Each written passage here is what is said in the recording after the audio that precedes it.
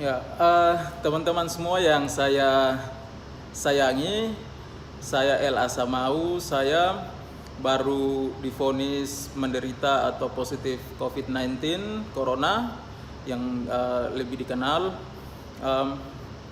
Mungkin tadi banyak sekali teman-teman atau keluarga, kakak adik yang menelpon konfirmasi secara langsung.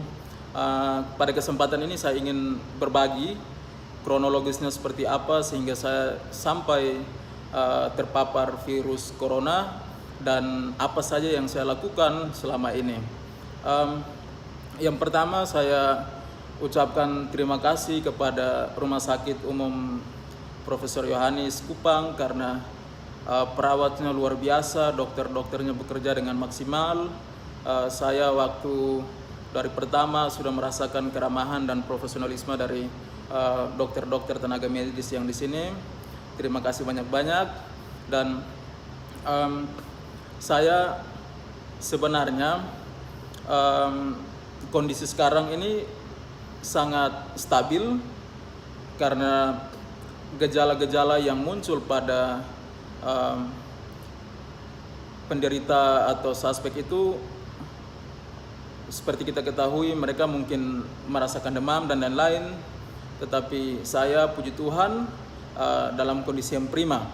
Nah, teman-teman semua, saya dari Alor dan sementara ada kegiatan persiapan untuk studi lanjut di Yogyakarta, tetapi waktu keberangkatan kami ke Yogyakarta itu sebelum ada larangan atau semacam informasi resmi dari WHO untuk tidak beraktivitas dan lain sebagainya di luar rumah. Sehingga waktu itu bulan lalu tepatnya tanggal 1 Maret atau tanggal 1 Maret saya sudah ada di Yogyakarta dan kelas pertemuan berjalan sebagaimana mestinya. Dan satu minggu setelah di Jogja itu kami ada dipanggil untuk kegiatan di Jakarta. Nah, selama kegiatan 1 minggu di Jakarta ini kemungkinan besar saya terpapar di sana dan itu berlangsung dari tanggal 9 sampai tanggal 13 Maret. Nah, tanggal itu saya merasa bahwa kondisi tubuh saya itu tidak berubah karena memang waktu dari Alor pun juga saya sering meriang karena mungkin kelelahan dan saya sedikit bermasalah dengan lambung, asam lambung, sehingga saya merasa itu memang asam lambung. Sehingga kondisi tidak berubah, saya tetap meriang, badan sakit, dan itu berlanjut sampai kegiatan di Jakarta itu. Nah, pas ketika ada di Jakarta, kami diinformasikan setelah tanggal 15 itu bahwa semua kegiatan harus dihentikan.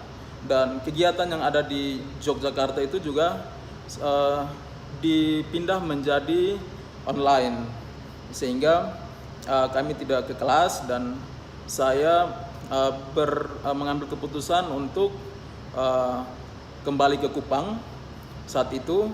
Tetapi karena saya belum merasa bahwa ini menjadi ancaman tersendiri untuk saya coba mengambil keputusan untuk pulang ke Kupang. Kenapa? Karena ya riwayat sakit saya tadi bahwa memang saya harus mendapat penanganan. Kalau kembali ke Kupang, istri bisa atau mertua bisa siapkan makan, minum dan pengobatan di rumah, sehingga saya mungkin bisa lebih cepat pulih untuk ketika saya ada di Kupang. Dan saya tanggal 18 Maret sebelum ke Kupang itu saya singgah di Bali. Di Bali karena ada bertemu saudara, sudah lama sekali tidak ketemu. Mereka menjadi kakak saya yang saya harus ketemu saat itu. Dan waktu itu belum ada tanda-tanda sama sekali bahwa saya terpapar. Itu tanggal 18. Dan tanggal 22 saya ke Kupang. Tanggal 22 saya ke Kupang dan kondisi tidak ada sama sekali merasa hal-hal yang aneh terhadap diri saya, meriang-meriang masih sama. Sehingga setibanya di Kupang, Oh iya, selama dari Jakarta itu saya menjaga diri betul-betul. Saya tidak bersalaman dengan orang, saya cuma pakai siku kalau terpaksa. Saya jaga jarak, saya pakai masker, bawa hand sanitizer, dan juga saya cuci tangan. Saya menjaga untuk tidak meraba mulut, mata, dan lain sebagainya. Dan ketika sampai di Kupang, itu saya isolasi diri di dalam kamar sejak tanggal 22 hari Minggu. Itu saya di dalam rumah, tidak keluar-keluar. Jadi di rumah tetapi di kamar, saya kamar dipisah, makan minum saya tersendiri, tidak ada yang masuk ke kamar. Lalu saya coba untuk mengerjakan beberapa hal yang saya senangi, mendengar musik, membaca, sempat juga menulis buku dan sampai selesai karena saking lamanya saya di kamar. Dan saya tidak merasakan hal-hal aneh yang terjadi dalam diri saya, sehingga saya coba isolasi diri dulu. Tetapi pada saat sekitar tanggal 26-25 itu saya mendengar bahwa satu teman kami yang di Jakarta kegiatan itu PDP dan dia positif, sehingga itu mendorong saya untuk segera ke rumah sakit dan periksa. Jadi saat itu tanggal 27 Maret saya langsung ke rumah sakit umum. Di sana sudah ada posko Satgas di sana. Saya diambil darah dan juga diambil saya swab dan saya diperbolehkan pulang, dikasih obat. Mereka janjikan dari tanggal 27 itu tanggal 4 hari Sabtu kemarin itu harusnya hasil sudah ada, 1 minggu ditelepon.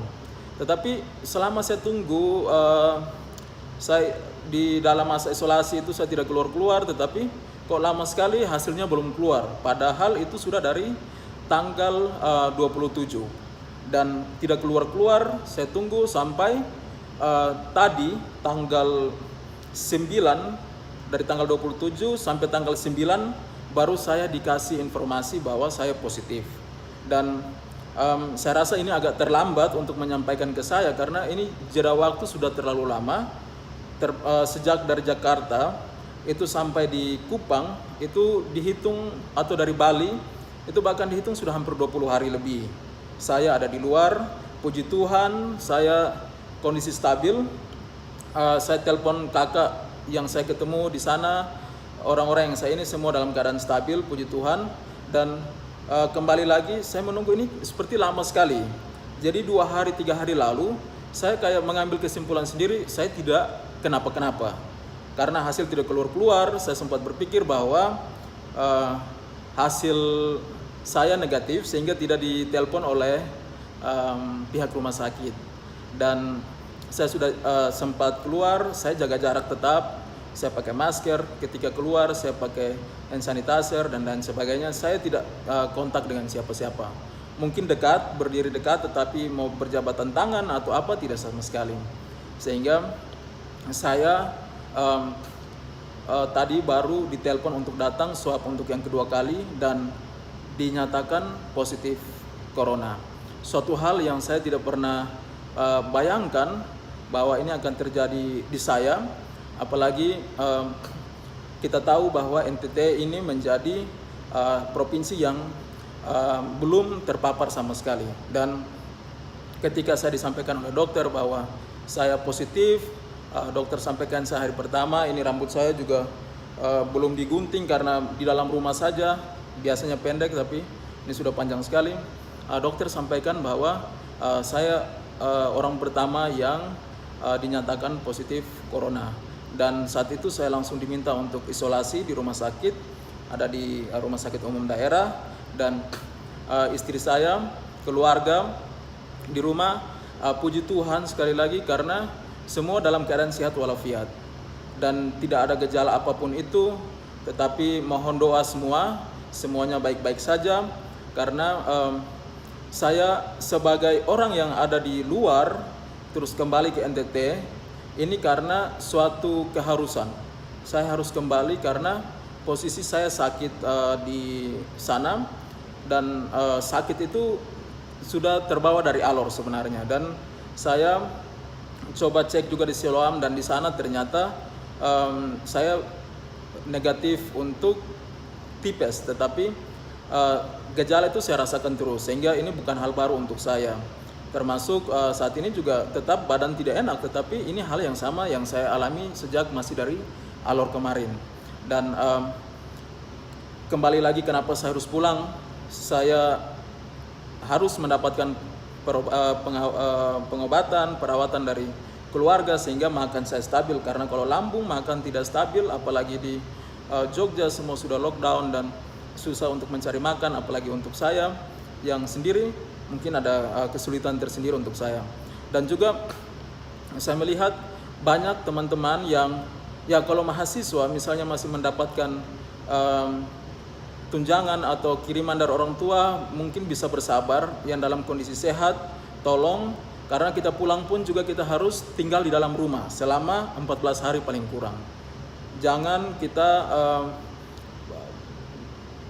mengambil keputusan untuk langsung pulang karena risikonya sangat besar sekali. Dan untuk bersaudara, teman-teman di luar yang memang saya sempat ketemu yang di Bali, ada saudara saya, dia terkena dampak betul-betul. Dia seorang driver untuk Grab dan sepi, dia tidak bisa makan, kos-kosan tidak bisa dibayar. Dia bilang, KKL ini kalau saya di Bali terus, saya bukan mati karena corona tetapi mati karena kelaparan. Jadi saya harus pulang rumah. Saya bilang oke, pulang, tetapi ingat, hati-hati. Karena kita tidak mau seperti apa lagi kita buat. Untuk itu teman-teman yang lain, mungkin pada kesempatan ini saya sampaikan, orang yang mau pulang itu memang ada berbagai banyak alasan. Bukan karena mereka ingin mau pulang secepatnya, karena ada liburan, ambil kesempatan, tidak. Karena ada beberapa faktor personal yang mungkin tidak diketahui oleh semua orang. Sehingga tolong dimaklumi, tetapi saya ingin berpesan supaya mereka itu juga tetap harus hati-hati. Jujur sampaikan ke medis, ketika sampai langsung lapor dengan kesadaran penuh untuk isolasi diri, menjaga keamanan lingkungan tempat tinggal sendiri dengan baik sehingga tidak membahayakan orang lain. Kalau bisa tinggal di luar, tetap bertahan, please bertahan dulu. Dan pada kesempatan ini juga saya ingin menyampaikan bahwa untuk teman-teman yang sempat bersentuhan atau berinteraksi dengan saya tahu bahwa teman-teman pasti kaget semuanya. Saya juga kaget sekali tadi, tetapi saya coba berpikir kenapa sudah hampir 20 hari saya masih dalam keadaan stabil, karena aktivitas selama 20 hari ini saya bawa dengan hal-hal yang positif. Segala hal tentang stres dan lain-lain saya coba buang, saya mendengar musik dan saya membaca, saya menulis, saya coba ikut kegiatan-kegiatan untuk penggalangan dana untuk COVID dan lain sebagainya. Dan saya rasa ini sangat membantu sekali, sehingga untuk kita mungkin tidak harus takut, waspada, wajib kita harus menjaga, karena kita bukan menjaga diri kita harus menjaga para medis, semuanya kita saling menjaga. Tetapi namanya virus yang tidak terlihat ini bisa terpapar kapan saja, dan dia tidak tanpa, kalau saya kasusnya tanpa disengaja, tanpa saya sadari, tanpa bermaksud apa-apa, dan saya merasakan ini sehingga saya mengalami ini, sehingga saya mohon dukungan dari semua keluarga, teman yang nonton video ini. Tolong dukung penderita atau suspek COVID-19. Karena apa? Dukungan itu penting sekali. Jangan sekedar telepon, tanya sakit apa, rasa apa, karena teman-teman para medis ini sudah cukup baik, mereka sudah terlatih untuk menangani para pasien. Sehingga ketika teman-teman mau menunjukkan simpati atau rasa sayang, saya tahu banyak sekali di luar yang menyayangi saya, keluarga kami, dan akan memberikan simpati. Tetapi saya punya request. Yang pertama, jangan tanya kondisi saya, karena sekarang teman-teman lihat saya sehat-sehat saja, rasa meriang, tapi ini sudah dari alor, waktu 2 bulan yang lalu. Ini masih terbawa terus. Saya sehat-sehat saja, tolong jangan tanya bagaimana kondisi, karena saya baik-baik saja. Tetapi saya minta kalau mau kontak saya, kalau telepon mungkin saya tidak angkat karena saya harus istirahat, tetapi berikan kata-kata yang memotivasi saya. Setidaknya kalau saya bisa request hal-hal apa yang menjadi kesan positif yang baik dari saya selama ini untuk teman-teman, kenalan semua, sehingga saya termotivasi untuk bisa sembuh dengan imun yang baik, dengan makan yang baik, saya bisa pulih dan ini bisa menjadi pertimbangan untuk yang lain juga. Untuk itu teman-teman, terima kasih sudah banyak yang telepon. Saya tidak tahu harusnya dirahasiakan, tetapi dari jam 4 sore sampai sekarang jam 11 mau jam 12 ini banyak sekali yang menghubungi saya. Saya tidak tahu mereka dapat informasi dari mana. Bahkan kakak saya di Bali, semua istri ditelepon, ditanya posisi di mana. Terima kasih banyak karena itu sudah sangat membantu kami dengan menunjukkan perhatian Bapak Mama semua. Tentunya karena ada kewaspadaan juga. Tetapi saya mohon sekali tolong kasih kami support. Kasih kami support please Bapak Mama yang suka melawak, berikan kami yang penuh dengan humor sehingga kami terhibur dan kami bisa pulih dengan sendirinya. Mohon doanya juga, tolong mendukung, tetap waspada dimanapun karena saya tidak pernah menyangka bahwa ini akan terjadi di diri saya. Tuhan Yesus luar biasa baik sekali dan saya mengetahui hasilnya walaupun terlambat, tetapi saya mengetahui dan bisa mendapat penanganan. Sekarang saya lagi diisolasi, saya akan tetap menunggu hasil sambil melakukan beberapa aktivitas. Saya akan tetap berkomunikasi dengan teman-teman semua juga, tetapi tolong supaya jangan sampai, kalau menghakimi mungkin tidak, tetapi menanyakan hal-hal yang akan menjurus kepada saya untuk berpikir dan saya akan stres, termasuk keluarga saya. Tolong dukungannya, saya sekali lagi minta berikan hal-hal yang menjadi kesan baik untuk Bapak Mama, teman-teman, kakak adik yang mengenal kami secara personal, yang pernah ketemu dimanapun itu. Tolong bisa WA, bisa melalui Facebook atau melalui video ini bisa mengirimkan suatu nada positif sehingga kami bisa cepat pulih. Karena sejujurnya kami ingin sekali berbuat banyak, kami ingin sekali berbakti, tetapi kondisi seperti ini semoga menjadi pelajaran untuk semua. Yang paling terakhir, tolong ikuti anjuran pemerintah, teman-teman. Tolong sekali, pakai masker, wajib kemanapun keluar. Jangan bilang, oh itu ada di Jawa, ada di luar. Sekarang di NTT ada, dan tanpa saya, ini bukan hal yang saya inginkan, tetapi terjadi di saya. Saya mohon teman-teman pakai masker, selalu cuci tangan, tinggal di dalam rumah, keluar untuk yang penting-penting. Kita tidak tahu di luar sana siapa yang sudah kena, karena pasti ada saja yang sudah kena tetapi mereka tidak tahu. Ini ada di NTT, ada di Kupang sekarang. Tolong Bapak Mama bisa untuk mendengar ini teman-teman semua dan menjaga diri keluarga masing-masing. Demikian, terima kasih banyak. Mohon doanya. Selamat malam. Selamat merayakan Paskah untuk umat Kristiani yang akan melaksanakan hari Raya Paskah, Jumat Agung besok. Tetap waspada dan sekali lagi ikut anjuran pemerintah. Selamat malam. Shalom.